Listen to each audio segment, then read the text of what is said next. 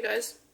So I know this year has been a resurgence in gardening and food preservation. I think a lot of that is, just due to the uncertainty in the world, and some of us have been preserving food and collecting foods for years.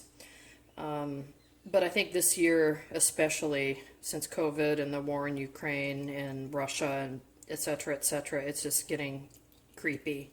So we're all trying to save as much as we can. And one thing that you may not be saving that I really want to ask that you do save this. You won't go wrong with it unless you're a vegetarian or vegan, and then you can just skip this. But that is to save fat. Fat is incredibly hard to produce without animals in the home environment. And I save the fats that come off of my cooking. This is lard. This is from bacon grease. It can be cleaned and turned into shortening. It can be made into soap. It can be made into candles. It can be made into balms and salves. Endless uses. So I wanted just to do a real quick minute here on the different kinds of fat, and maybe some that you should be considering saving at your own house. So pork, the drippings is lard. Tallow is harder than lard. Lard kind of keeps this soft consistency at room temperature, right? It's spreadable. It doesn't get super hard, but that's okay. It's good for cooking. We need fat. We need fat in our bodies. And if we can't squeeze seeds in our backyard to get fat, if something in the supply chain stops and we have no longer have access to that, we're just basically stuck with butter or whatever you can cobble together. So why not just keep this fat now? So pork is lard. Tallow, harder. You probably heard of tallow candles, and that comes from the ruminant family. And then even chicken.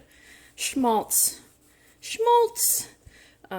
It's a wonderful thing. It's not something people really consider saving as a fat unless you happen to be Jewish. It's something very big in the Jewish community, and it should be big in your community because it is awesome.